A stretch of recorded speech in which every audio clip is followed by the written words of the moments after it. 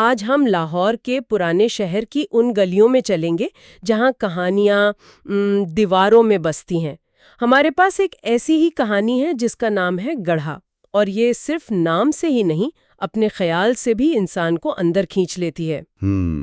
اور اس کہانی کی سب سے دلچسپ بات یہ ہے کہ یہ ایک آپ کہہ لیں عام سی ڈراؤنی کہانی کی طرح شروع ہوتی ہے، لیکن جیسے جیسے ہم اس میں آگے بڑھتے ہیں یہ کچھ اور ہی بنتی جاتی ہے۔ کچھ اور سے بہت زیادہ۔ یہ ایک ایسے گڑھے کی کہانی ہے جو صرف لوگوں کو نہیں نگلتا، بلکہ ان کے ہونے کا احساس، ان کی یادیں، وہ بھی ہر کسی کے ذہن سے مٹا دیتا ہے، جیسے وہ کبھی تھے ہی نہیں۔ پیچھے صرف ایک عجیب سا خالی پن رہ جاتا ہے۔ تو آج ہم یہی کھوجنے کی کوشش کریں گے کہ اس کہانی کی تہوں میں کیا چھپا ہے۔ کیا یہ صرف ڈرانے کے لیے لکھی گئی ہے، یا یہ تنہائی، بھلا دیے جانے اور ہمارے اپنے اندر کے خوف پر کوئی گہری بات کر رہی ہے؟ تو چلیں اس کہانی کا جائزہ لیتے ہیں۔ اس کے دو مرکزی کردار ہیں، بھائی بہن۔ عارف جو ایک فوٹوگرافر ہے اور بس چاہتا ہے کہ کسی طرح مشہور ہو جائے، ہر چیز میں ایک موقع تلاش کرتا ہے۔ اور اس کی بہن ہے زویا، جو نفسیات کی طالبہ ہے اور ہر چیز کو منطق سے دیکھتی ہے۔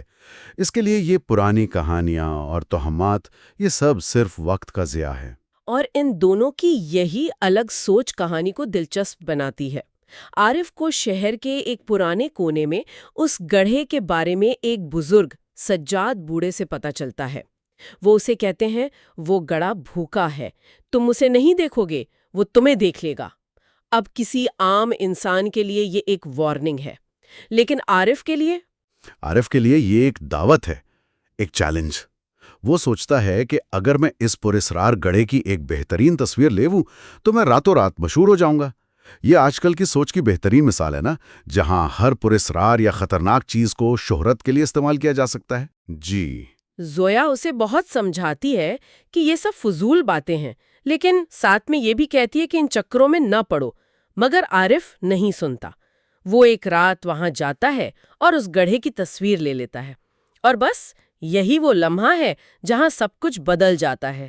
تصویر میں کیا تھا ایسا؟ تصویر میں بظاہر تو ایک عام سا گڑھا ہے، لیکن جب وہ اسے زوم کرتا ہے نا تو دیکھتا ہے کہ اس کی گہری سیاہی میں دو ہلکے سے سفید نقطے چمک رہے ہیں، جیسے کسی کی آنکھیں اندھیرے میں دیکھ رہی ہوں۔ اور اگر اور غور سے دیکھو تو ان آنکھوں کے پیچھے ایک بہت بڑا ٹیڑھا میڑھا سایہ نظر آتا ہے۔ اور یہیں سے کہانی کا اصلی کھیل شروع ہوتا ہے۔ آج کے زمانے میں کسی چیز کو کیمرے میں قید کرنا صرف تصویر لینا نہیں ہوتا۔ جب آپ کسی بھولی بسری چیز کی تصویر لے کر اسے سوشل میڈیا پر ڈالتے ہیں تو آپ اسے ایک نئی زندگی دے دیتے ہیں، ایک نئی طاقت۔ بالکل۔ عارف نے بھی یہی کیا۔ اس نے تصویر آن لائن پوسٹ کر کے انجانے میں اس گڑھے کو ایک دعوت دے دی، میں تمہیں دیکھ رہا ہوں۔ اور گڑھے نے جواب دیا، اب میں بھی تمہیں دیکھ رہا ہوں۔ تصویر پوسٹ کرتے ہی عارف کی زندگی بدلنا شروع ہو جاتی ہے۔ اسے عجیب و غریب خواب آنے لگتے ہیں۔ وہ خواب میں دیکھتا ہے کہ وہ سفید نقطے قریب آ رہے ہیں، اور اس کے ذہن میں ایک آواز گونجتی ہے جو ایک نہیں بلکہ ہزاروں آوازوں کا مجموعہ لگتی ہے۔ وہ کہتی ہے، آ دکھا، ہم سب دیکھیں گے۔ دکھا، ہم سب دیکھیں گے۔ یہ صرف ایک ڈراونا خواب نہیں، یہ تو ایک مطالبہ ہے، جیسے وہ مخلوق کہہ رہی ہو کہ تم نے ہمیں دنیا کو دکھایا ہے، اب ہمیں اور دکھاؤ، ہمیں دیکھنے کے لیے اور آنکھیں دو۔ یہ بہت پریشان کن خیال ہے۔ اور عارف پر اس کا اثر ہوتا ہے۔ وہ ایک عجیب سی کشش محسوس کرتا ہے، جیسے کوئی اسے گڑھے کی طرف کھینچ رہا ہو۔ اور پھر ایک طوفانی رات وہ اپنا کیمرہ لے کر وہاں پہنچ جاتا ہے۔ کہانی میں یہ اس کا آخری منظر ہے۔ وہ کیمرے کے لینس سے گڑھے میں دیکھتا ہے اور اس کے رونگٹے کھڑے ہو جاتے ہیں۔ اسے پتہ چلتا ہے کہ وہ کوئی عام گڑھا نہیں، وہ ایک حلق ہے، گوشت کا ایک زندہ ہولو، جس کی دیواریں پٹھوں کی طرح دھیرے دھیرے سکڑ اور پھیل رہی ہیں۔ یہ وہ لمحہ ہے جہاں کہانی آپ کو سب سے زیادہ ذہنی طور پر ڈراتی ہے، کیونکہ اس سے بھی زیادہ خوفناک انکشاف ابھی باقی ہے۔ ہاں، وہ سفید نقطے، وہ آنکھیں نہیں تھیں۔ جب لینز میں منظر صاف ہوتا ہے تو حارث دیکھتا ہے کہ وہ گھڑے کی دیواروں سے چپکے ہوئے انسانوں کے چہرے ہیں۔ تھکے ہوئے، بھوکے، بے جان چہرے۔ یہ وہ لوگ ہیں جنہیں گڑھا نگل چکا ہے۔ یہ صرف موت کا ڈر نہیں، یہ اپنی شناخت، اپنی انفرادیت کھو کر ایک اجتماعی اذیت کا حصہ بن جانے کا خوف ہے۔ بالکل۔ آپ مر کے ختم نہیں ہوئے، بلکہ آپ ایک بڑی اور خوفناک چیز کا حصہ بن گئے ہیں ہمیشہ کے لیے۔ گڑھا خود ایک زندہ مخلوق کا منہ ہے، اس خیال سے ہی خوف آتا ہے۔ اس منظر کے بعد عارف کی ایک چیخ سنائی دیتی ہے اور وہ غائب ہو جاتا ہے۔ اور سب سے عجیب بات تب ہوتی ہے جیسے ہی وہ غائب ہوتا ہے، گھر میں بیٹھی زویا کو اچانک محسوس ہوتا ہے کہ اس کے ذہن میں کچھ خالی ہو گیا ہے۔ اسے اپنے بھائی کا چہرہ، اس کا نام، سب دھلا سا یاد آنے لگتا ہے۔ تو گڑھا صرف جسم نہیں کھاتا، وہ یادیں بھی کھا جاتا ہے۔ اور یہ ہمارے سب سے بنیادی ڈر میں سے ایک ہے، بھلا دیے جانے کا ڈر، کہ ہمارے جانے کے بعد کوئی ہمیں یاد بھی نہیں رکھے گا۔ یہ گڑھا اسی ڈر کو ایک زندہ حقیقت بنا دیتا ہے۔ 3 دن گزر جاتے ہیں۔ زویا ایک عجیب سی بے چینی میں مبتلا ہے، لیکن اسے یہ بھی ٹھیک سے یاد نہیں کہ وہ دکھی کیوں ہے۔ ابھی دروازے پر دستک ہوتی ہے۔ وہ دروازہ کھولتی ہے تو سامنے عارف کھڑا ہوتا ہے۔ لیکن وہ عارف نہیں ہوتا۔ بالکل نہیں۔ اس کی جو حالت بیان کی گئی ہے وہ سیدھا سیدھا رونگٹے کھڑے کر دینے والی ہے۔ اس کی جلد شفاف سفید ہے جیسے گیلا کاغذ، آنکھیں بالکل خالی ہیں، اور اس کے جسم سے ایک میٹھی سی سڑی ہوئی مٹی جیسی بو آ رہی ہے۔ جب وہ بولتا ہے تو اس کی آواز ایسی لگتی ہے جیسے کئی آوازیں ایک ساتھ بولنے کی کوشش کر رہی ہوں۔ وہ کہتا ہے، میں واپس آ گیا ہوں زویا۔ یہاں آ کر کہانی 2 طرح کے خوف کو اکٹھا کر دیتی ہے۔ ایک تو ہے نفسیاتی خوف، یعنی آپ کے ذہن کا ڈر، اور دوسرا ہے باڈی ہارر، یعنی جسمانی خوف۔ یہ وہ قسم کا ڈر ہے جو ہمیں تب محسوس ہوتا ہے جب انسانی جسم کو کسی غیر فطری، خوفناک طریقے سے بگڑتے ہوئے دکھایا جاتا ہے۔ تو یہ جو واپس آیا ہے، یہ عارف کا صرف ایک کھول ہے، ایک ڈھانچہ؟ اس کی واپسی کا مقصد کیا تھا؟ وہ صرف ڈرانے آیا تھا یا اس کا کوئی بڑا منصوبہ تھا؟ اس کا مقصد بڑا تھا۔ وہ گڑھے کا ایک نمائندہ بن کر آیا ہے۔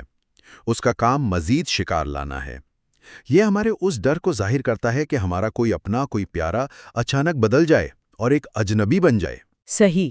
ایک ایسی چیز جو دکھتی تو آپ کے اپنے جیسی ہے، مگر اندر سے کچھ اور ہے۔ اور اس کا ثبوت اس رات ملتا ہے جو کہانی کا شاید سب سے خوفناک منظر ہے۔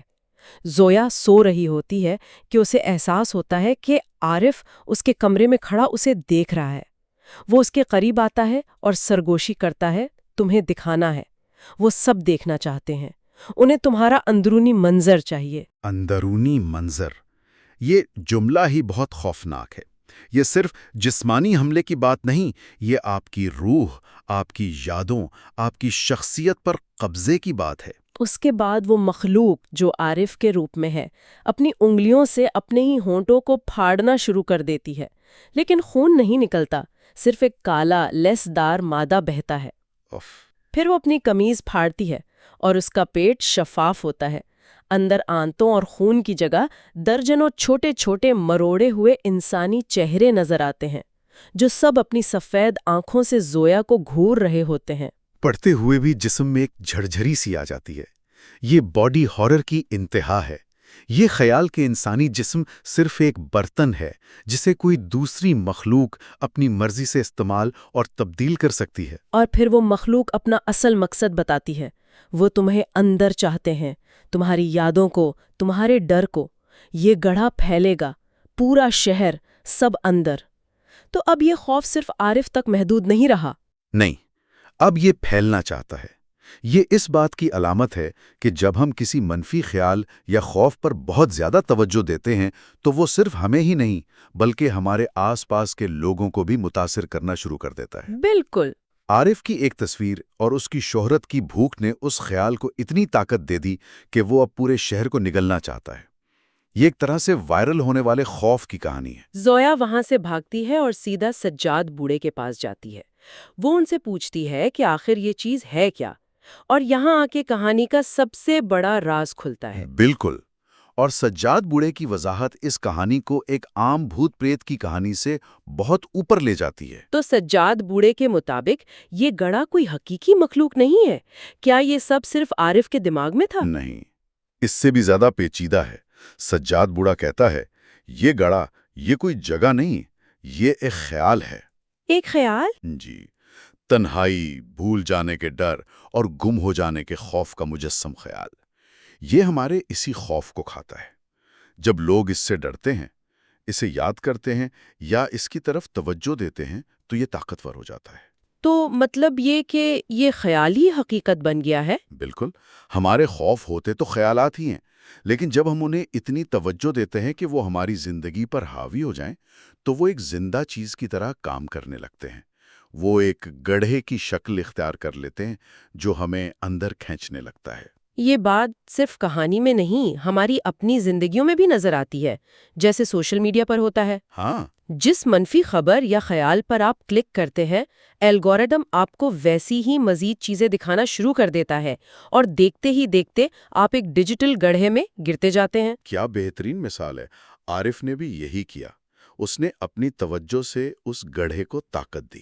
سجاد بوڑھا زویا کو بتاتا ہے کہ اس سے واپس بھیجنے کا ایک ہی طریقہ ہے، جس چیز نے اسے طاقت دی ہے وہی اس کی کمزوری بنے گی۔ اور وہ تھی عارف کی کھینچی ہوئی تصویر۔ زویا گھر واپس آتی ہے اور اس مخلوق کا سامنا کرتی ہے۔ وہ اپنا فون نکالتی ہے، اس پر وہی تصویر کھولتی ہے اور اسے مخلوق کے چہرے کے سامنے کر کے چلاتی ہے، دیکھو، یہ رہا تمہارا گڑھا، یہی تمہاری دنیا ہے، واپس جاؤ اس میں۔ یہاں ایک کمال کی ستم ظریفی ہے۔ جس تصویر نے اس مخلوق کو دنیا میں آنے کی دعوت دی وہی اسے واپس بھیجنے کا ہتھیار بنی۔ یہ اس گہرے خیال کی طرف اشارہ ہے کہ جس چیز پر ہم اپنی توجہ مرکوز کرتے ہیں وہی ہماری حقیقت بن جاتی ہے۔ صحیح۔ توجہ دے کر اسے بلایا گیا اور اب ساری توجہ واپس اسی ایک نقطے پر مرکوز کر کے اسے قید کیا جا رہا ہے۔ تصویر کو دیکھتے ہی وہ مخلوق تڑپنے لگتی ہے، جیسے آئینے میں اپنا عکس دیکھ کے ڈر گئی ہو۔ زویا اسے دھکیلتے ہوئے گلی میں موجود اصلی گڑھے تک لے جاتی ہے۔ وہاں پہنچ کر عارف کا جسم پھٹ جاتا ہے اور اس کے اندر سے نکلنے والا وہ کالا مادہ اور وہ تمام چہرے چیختے ہوئے واپس گڑھے میں سما جاتے ہیں۔ عارف کا خالی بے جان جسم وہیں کنارے پر گر جاتا ہے۔ بظاہر تو یہ ایک جیت لگتی ہے، زویا نے بہادری سے اس مخلوق کو شکست دے دی، لیکن کہانی یہاں ختم نہیں ہوتی۔ نہیں، اور میرے خیال سے کہانی کا سب سے تکلیف دہ حصہ اب آتا ہے۔ لیکن کیا یہ واقعی ایک جیت تھی؟ اس نے مخلوق کو تو بھگا دیا، لیکن اس کی قیمت اسے اپنے بھائی کی ساری یادیں دے کر چکانی پڑی۔ ایک طرح سے گڑھا تو پھر بھی جیت گیا۔ آپ نے بالکل صحیح نقطہ اٹھایا، یہ ایک بہت تلخ جیت ہے۔ جیسے ہی سب کچھ ختم ہوتا ہے، زویا کو محسوس ہوتا ہے کہ اس کے ذہن میں ایک ٹھنڈی لہر دوڑ گئی ہے۔ عارف کا چہرہ، اس کی آواز، اس کے خواب، بچپن کی لڑائیاں، سب کچھ ایک ایک کر کے اس کے ذہن سے مٹ رہا ہے۔ گڑھے نے جاتے جاتے اپنا خراج وصول کر لیا تھا۔ وہ جسمانی طور پر بچ گئی، لیکن اس نے وہ چیز کھو دی جس کے لیے وہ لڑ رہی تھی، اپنے بھائی کی۔ گڑھے نے عارف کو جسمانی طور پر نگل لیا اور زویا سے اس کی یادداشت چھین لی۔ اس نے دونوں بہن بھائیوں کو ان کے اپنے اپنے طریقے سے مٹا دیا۔ یہ بھلا دیے جانے کے خوف کی حتمی شکل ہے۔ گڑھا آخر میں جیت ہی گیا۔ کہانی کی آخری سطریں بہت اداس کرنے والی ہیں۔ لکھا ہے کہ زویا اب لاہور میں نہیں رہتی، لیکن کبھی کبھی جب گہری خاموشی ہوتی ہے تو اسے اپنے کانوں میں ایک سرگوشی سنائی دیتی ہے، ایک ایسی سرگوشی جو کروڑوں سرگوشیوں کا مجموعہ لگتی ہے، اور وہ کہتی ہے، ہم دیکھتے ہیں، ہم بھوکے ہیں، کوئی نہ کوئی تو ہمیں یاد کرے گا۔ اور اس سوچ کے ساتھ کہانی ختم ہوتی ہے کہ لاہور کی کسی بھولی بسری گلی میں وہ گڑھا آج بھی موجود ہے، بس کسی کی توجہ کا منتظر ہے تاکہ وہ ایک بار پھر پھیل سکے۔ تو اگر آج کی گفتگو کا خلاصہ کریں تو گڑھا صرف ایک بھوت پریت کی کہانی نہیں ہے، یہ اس بارے میں ہے کہ ہمارے خوف کیسے جنم لیتے ہیں، ہماری توجہ انہیں کیسے طاقت دیتی ہے، اور بھلا دیے جانے کا ڈر شاید موت سے بھی بڑا ہوتا ہے۔ بالکل، اور یہ کہانی ہم سب کے لیے ایک سوال چھوڑ جاتی ہے۔ ہماری اپنی زندگی میں وہ کون سا گھڑا ہے، وہ کون سی منفی سوچ، پریشانی یا ڈر ہے جسے ہم روز نادانستگی میں اپنی توجہ دے کر پال رہے ہیں؟ اور کیا اس کہانی کا سبق یہ ہے کہ کبھی کبھی کسی خوف سے لڑنے کا بہترین طریقہ اسے نظر انداز کرنا ہوتا ہے، اس پر سے اپنی توجہ ہٹا لینا، چاہے اس کی قیمت کچھ اہم بھولنا ہی کیوں نہ ہو؟